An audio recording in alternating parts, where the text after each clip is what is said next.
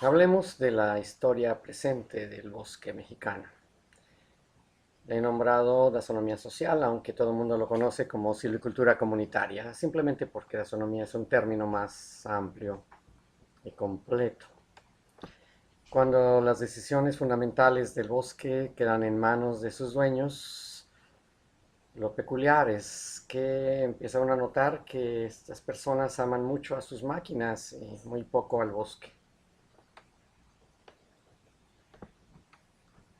Las cualidades centrales, como en cualquier otro momento de la historia, empiezan con los asuntos legales e institucionales. En este caso hay una predominancia muy clara de las leyes agraria, rural, ambiental, forestal, más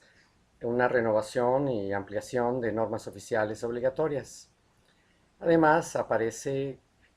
una nueva institución, que es la Comisión Nacional Forestal, como cabeza de sector, con una encomienda muy peculiar. En lugar de cuidar el bosque, la CONAFOR tiene como encomienda detener el proceso de deforestación y hacer lo posible por incrementar la superficie forestal de este país.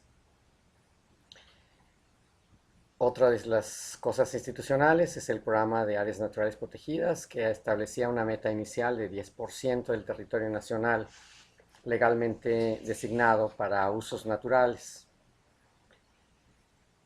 Algo singular y distintivo de la época actual es que la unidad de manejo es el predio y el responsable legal es el dueño. En este caso, los profesionales quedan a nivel de consejeros con una responsabilidad limitada sobre las decisiones del propietario. Los dueños de predio, a su vez, están agrupados en asociaciones de silvicultores que incluyen también a los industriales, lo cual era un poco redundante porque casi todos los industriales también son dueños de predio. Las asociaciones, a su vez, se constituyen en unidades de manejo forestal, que es una reminiscencia de los tiempos de las unidades. En algún momento se pensó que las UMAFORES podrían restituir parte de la capacidad de gobierno que había en tiempos de las unidades industriales. A final de cuentas quedaron como unidades de gestión para programas gubernamentales, unidades de planeación, largo plazo, gran extensión territorial. Casi siempre la unidad básica de las UMAFORES son los municipios. A nivel operacional, las UMAFORES no tienen una presencia real en las decisiones del bosque en el nivel predial. Además, las agrupaciones pueden estar constituidas de predios cualesquiera dentro del territorio de la UMAFOR sin que haya entre ellos un vínculo geográfico de caminos o de cualquier otra naturaleza, excepto la pertenencia a las asociaciones de silvicultores que constituyen a la UMAFOR. La política central es evitar la deforestación, entendida como la suma neta entre aumentos y disminuciones de área forestal en los términos que establece la definición de la ley y la definición de la FAO, de la definición del INEGI, cualquiera que eso signifique en materia de la realidad biológica de la cobertura del suelo. Eh, para ello está en marcha una serie de programas que tienen por finalidad el reforestar las zonas que han perdido su cubierta forestal a, a costo del gobierno.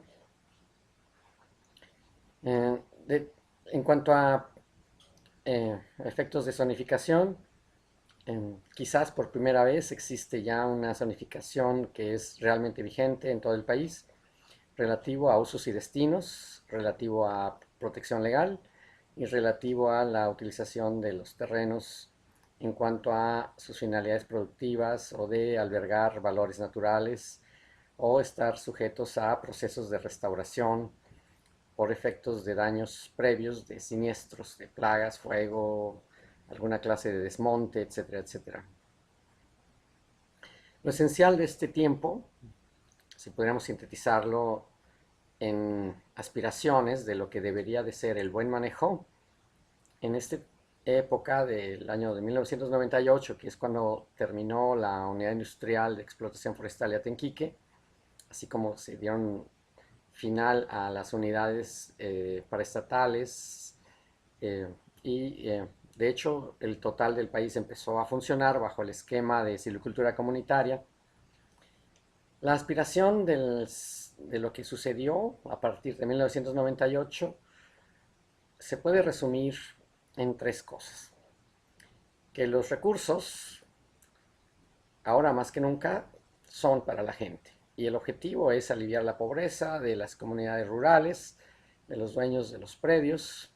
un poquito olvidando los habitantes que no son dueños. Eh,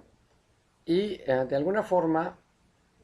esto se asume que tiene alguna relación con la deforestación, pensando que la deforestación pueda estar causando o estar asociada a los procesos de miseria en la zona rural. Y como signo cultural distintivo está una obsesión abrumadora, universal, sumamente eh, poderosa en términos de afectar decisiones, que es la urgencia de demostrar la vigencia del Estado de Derecho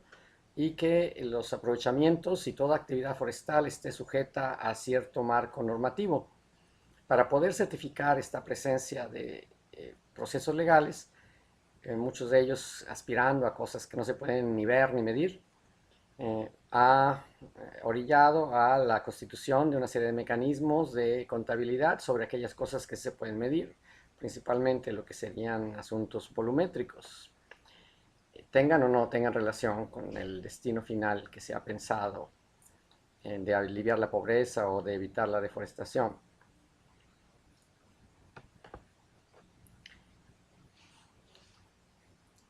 En cuanto a silvicultura,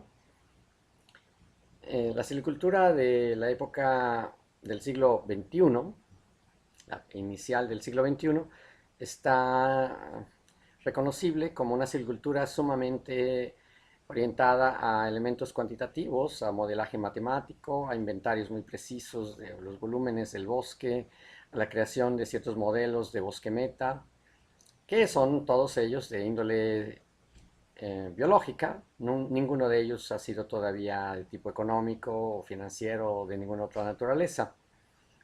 Los métodos de silvicultura y los tratamientos que se vienen aplicando,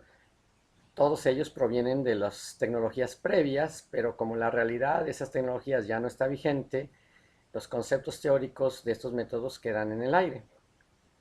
Y entonces la finalidad de la silvicultura ya no es el cultivar la masa forestal, sino el facilitar las auditorías que cuantifican los volúmenes, ya sea de lo que hay en pie, de lo que sucede cuando hay algún siniestro, algún evento, cuando crecen o cuando nacen árboles, y por supuesto los volúmenes de remoción, así como de los efectos en la masa residual de las labores de cultivo y de los siniestros. Cuantificar todos estos elementos volumétricos permite asegurar la legalidad de los procesos y en alguna medida hay una aspiración de que si no hay disminución en los números, entonces habrá habido un buen manejo porque habremos acumulado más biomasa o porque esa biomasa esté creciendo más, independientemente de las mermas que ocurran por su cosecha o por siniestros naturales.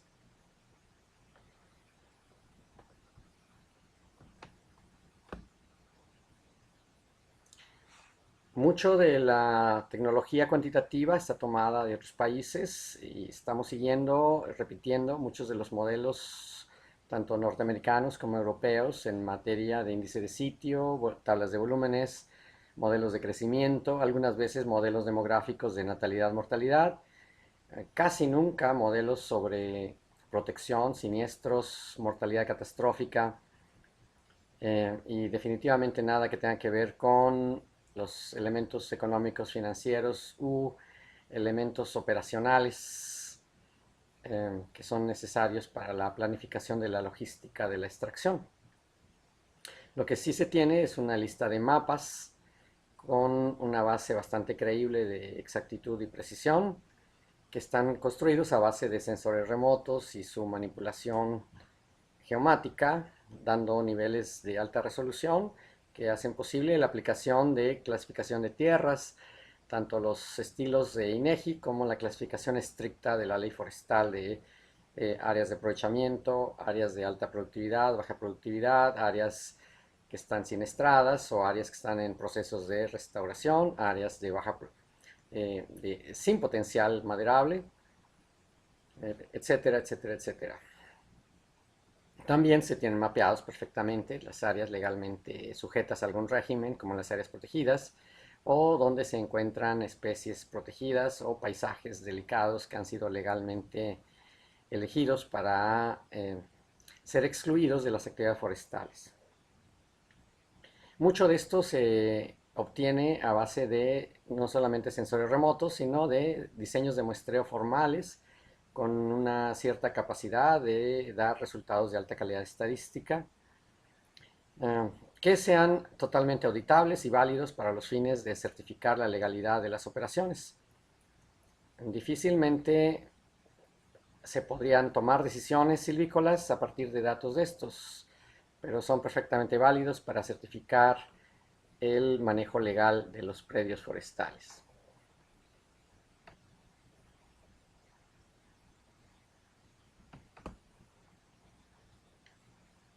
En materia de plagas y fuego, siniestros de tipo meteorológico, estos ya no son más una responsabilidad del dueño o del productor o del industrial, sino que burocracias especializadas tienen la autoridad legal para detectar e intervenir en los eventos de siniestro, para lo cual tienen la capacidad legal de convocar el apoyo de los propietarios en forma obligatoria. Mientras el gobierno no los llame, los propietarios no tienen ninguna responsabilidad sobre los efectos de los factores aparentemente destructivos en el bosque, como los incendios y las plagas. Alguna vez en otra época hubo un manejo hacia uso múltiple de diferentes productos, servicios y recursos del bosque, el cual ya no se practica más. Lo que se tiene ahora es una zonificación donde ciertas áreas tienen un destino preferencial que quedan sujetas ya sea a exclusión o hacia restricciones de intervenciones, ya sea intervenciones más ligeras o hacia intervenciones que deban realizarse con cierta tecnología en particular. En ambos casos, tanto el rendimiento en áreas estrictamente comerciales como en áreas de uso múltiple, es irrelevante el nivel de eficiencia física o de eficiencia financiera, en tanto se cumplan los requisitos legales en los cuales están integrados las intenciones de tipo ambiental y de protección a valores asociados al bosque, como serían algunos elementos de biodiversidad, de cierta clase de agua, del agua líquida que escurre, ciertas partes que tienen que ver con el ciclo del carbono, supuestamente relacionado con el carbono atmosférico, en cuanto a emisiones de parte del bosque, que se supone que son relativamente elevadas, aunque en el caso mexicano realmente no lo son. Y mucho de esto, en lugar de considerarlo como valores como tal, valores naturales, se les ha llamado servicios ambientales. Y ello porque al ser servicios están sujetos a cierto pago de subsidios de fuentes públicas. En suma, todos estos elementos, tanto silvícolas de producción como de protección y de fomento, muestran una tendencia muy fuerte hacia minimizar la intensidad del manejo en todas sus variantes, desde productivas, maquinaria, superficie de producción, etcétera, etcétera. Bien, por el momento vamos a terminar esta primera parte y retomaremos los otros temas de la actualidad en el segundo tramo de esta presentación.